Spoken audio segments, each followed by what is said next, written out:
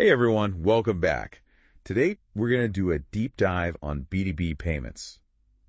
But not just any deep dive. We're going to look at how user experience, UX, can be a real growth lever. Yeah, it's interesting how much it's overlooked. For sure. And that's actually what made this article from WDIR so fascinating to me. It's called Experience-Led, a strategic business growth lever in B2B payments. Interesting title. I thought so too. I mean, we all know B2B payments are a bit, well... clunky. Yeah, exactly. It's like slow onboarding. Oh, tell me about it. Right. Yeah. Like sometimes it takes weeks, and then there's trying to figure out where a payment is or if it even went through. And don't even get me started on reconciliation. It's a nightmare. But the thing is, we kind of just accept it as the norm. But this article made me think, like, why should we? We don't put up with this in our personal lives. Right. Think about Venmo or Apple Pay or even just ordering something online. Exactly. It's all so smooth. And that's what the article calls the consumerization of expectations. We expect that same level of ease in everything now, including at work. Makes sense. So professionals are comparing their B2B experiences to, like, ordering food on their phone. Yep. So the question is, why are B2B businesses so behind? It can't just be about functionality anymore, right? I think there's this, almost this assumption that businesses don't care about bad design as long as it works. But that's not true. A bad experience is a bad experience, period. And this article makes a strong case for how good UX isn't just like making things pretty. It's strategic. It directly impacts growth. Oh, so we're talking real measurable results. Absolutely. Faster revenue, less churn, lower costs, even more transactions. Okay, break it down for me. How does good UX lead to, say, faster revenue? Let's say you're onboarding a new vendor, right? The old way. Forms, approvals, it takes days, maybe a week. You haven't been there. But imagine a system where that's done in like a few hours. That's revenue flowing that much sooner. I mean, yeah, time is money, right? Exactly. And less churn, too. I bet you've switched providers because their system was just too painful. Oh, 100%. I'm not wasting my time on a platform that makes me want to pull my hair out. And it's way more expensive to get new customers than keep existing ones, right? For sure. So, good UX keeps people happy, they stick around, everyone wins. Exactly. And happy customers are more likely to trust you, too. That's a good point. The article talks about transparency being super important, especially with fees. Oh, yeah. No one likes hidden fees or confusing pricing. Good UX makes that clear. You can track payments. You know what's going on. It's like, would you trust a platform that's shady about its fees? Nope. And the article has this great before and after example to really show this transformation. Ooh, I love a good makeover story. Lay it on me. Picture this. You're trying to onboard a new client, right? Yeah. Endless forms, manual data entry, waiting. Sounds familiar. Now imagine that's all automated, it's intuitive, and boom, done in a few hours. Wow, that's quite the difference. Is that even possible? It is. It's not just about speed, but the whole experience is smooth, positive.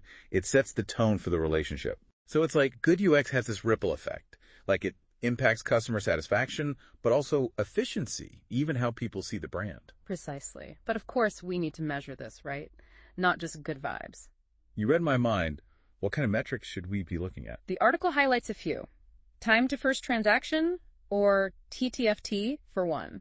So how long does it take from signing up to actually making a payment? Exactly. The shorter, the better. Then there's payment success rate, basically how many payments go through without issues. Makes sense. The higher the better, less frustration all around. Yep. And to gauge overall happiness, we've got the Net Promoter Score, or NPS. Oh yeah, NPS. It's like, how likely are you to recommend this to a friend? Exactly. A high NPS means you're doing something right. And finally, we've got customer support volume. I guess the idea is, if the platform is intuitive, people shouldn't need help all the time. Right. Less basic troubleshooting means customer support can focus on more complex issues. So it's win-win. But how do we actually get to this UX nirvana? Is there a magic formula? Well, that's where things get really interesting, and that's what we'll dive into in the next segment. Stay tuned. Okay, so we know good UX is key, but how do we actually get there? Like, what can businesses actually do? Well, the good news is there are tools and techniques to help, like session replay tools, things like Hotjar or Full Story. Those names sound familiar. What do they do? They're like, imagine you can see exactly what your users are doing on your platform. You can watch recordings of their sessions. Whoa, so you can like see where they click, what they struggle with. Yep. You see them get stuck on a button or miss important info, things you might not catch in data alone. Makes sense. But speaking of data, can analytics help with UX too? Absolutely. Analytics platforms like Mixpanel or Google Analytics can show you things like drop-off rates or how long people spend on tasks. So you can see where people are, like, giving up on the process and try to figure out why. Exactly. But sometimes you gotta just ask people directly, right? Good old-fashioned customer feedback. Yep. Tools like CSAT and NPS surveys, those are your direct line to understanding what people are happy with and what's driving them crazy. It's like a combo of watching what they do and then asking them about it. Right. Multifaceted approach for sure. And then there's A/B testing. Oh, I've heard of that. That's where you test different versions of something, right? Exactly. Like different layouts, wording, even whole workflows. See what works best. Data-driven design decisions. I like it. So it's all about constantly testing and improving based on feedback. Yep. It's not a one-time fix. UX is an ongoing thing. But, the article had this cool example of a company that saw real results. Oh, I love a good success story. This payment provider, they boosted their payment success rate by, get this, 12%. 12%. That's huge. What did they do? They had a problem with payments failing a lot, right? Frustrating for everyone. I bet. Like hitting a wall every time you try to pay. Right. So they looked at their UX and realized their error messages were terrible. Like just unhelpful something went wrong messages. Oh, basically. So they revamped them, made them clear, actionable. Plus, they fixed their workflows to prevent errors in the first place. So they tackled it from both ends. Did it work? Big time. Payment success rate went up, and their annual transaction volume increased by $1.8 million. Whoa, $1.8 million. That's proof that good UX isn't just fluffy. It's serious business. Right. And the authors are basically saying B2B payments need to stop treating UX as an afterthought. It's a driver of innovation. I'm convinced. But where do we even start? Like, it all seems a bit overwhelming. It doesn't have to be. Just start paying attention. Think about your own experiences with these platforms. Yeah, like what annoys me when I'm trying to pay someone? Exactly. Like, are you constantly getting lost in menus, calling support for simple things? Ugh, and those error messages that are just like, error 404, good luck. Uh-huh. Yeah. A good error message should tell you what to do about it. It's all about empathy, right? Putting yourself in the user's shoes, making things intuitive, helpful. Exactly. And the payoff is huge, both for businesses and the people using their platforms. This is eye-opening. But what about individuals who are stuck with bad systems? Can they do anything? For sure. Even if your company isn't on board with a full UX revamp, there are things you can do. One idea is a UX toolkit. A toolkit? For, like, fixing bad UX myself? Sort of. It's more like resources to help you navigate those clunky systems, step-by-step guides, FAQs, that kind of thing. So basically making my own user manual for a system that doesn't have one. Yep. And talk to your team. If everyone's running into the same issues, maybe you can push for changes together. Power in numbers. Right. And stay informed. Read articles, listen to podcasts. There's tons of info out there about UX. So even if our companies are lagging behind, we can be ready to implement changes when the time comes. Exactly. Knowledge is power. The more we all know about UX, the better we can advocate for it. This has been awesome. I feel like we've gone from frustrated to, like, empowered. That's what we like to hear. And who knows, maybe someone listening will be inspired to create the next Venmo, but for B2B. Now that would be a game changer.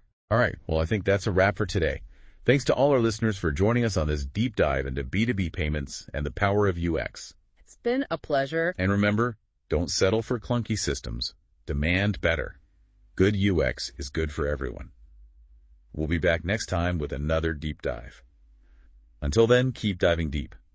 So even if our companies aren't ready for a full UX makeover, we can still take charge, make our own lives a little easier, right? Yeah, exactly. Small wins can make a big difference. And sometimes those small wins can even, start a bigger conversation. Oh, I see what you mean. Like if we start making these small improvements, it can show others the value of UX. Exactly. Kind of like planting a seed, right? And speaking of, insights and ideas, the article talks about how the best ideas often come from the people who are actually using the platforms every day. Makes sense. The folks on the front lines dealing with these clunky systems, they know what's broken. Right. They're the ones who can tell you exactly what's frustrating, what could be better.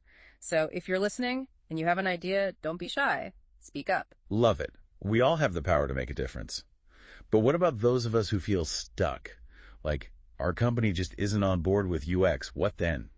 Even then, you can still advocate for change. Start by, documenting the issues, those frustrating workflows, confusing error messages. Keep track of them. So gather evidence, basically. Show them how much time or money or even just frustration could be saved with better UX. Exactly. And don't be afraid to use examples. Remember that case study we talked about? The company that boosted their success rate by 12%. Oh yeah, that was a great one. Proof that good UX isn't just a theory, it has real-world impact. For sure. But sometimes even with our best efforts, companies just aren't ready. What do you say to those listeners who are feeling discouraged? That's a tough one. What would you say? I'd say, don't give up. Change takes time. Focus on what you can control. Remember that UX toolkit idea. Even if the whole company isn't on board, you can still make your own work life a little easier. That's a great point. It's about being proactive, right? Exactly. And you never know, your initiative might inspire others. It can create this, ripple effect.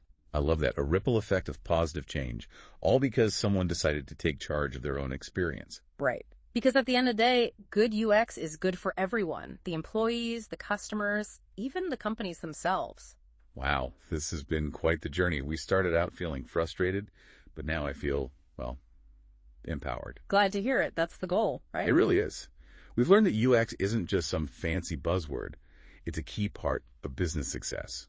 And we all have a role to play in advocating for it. Couldn't have said it better myself. And remember, you don't have to be a UX expert to make a difference. Just be observant, speak up, and be proactive. Great advice. Well, I think that's a wrap for today's deep dive. Huge thanks to all our listeners for joining us on this exploration of B2B payments and the power of UX. It's been a pleasure. And remember, don't settle for clunky systems. Demand better.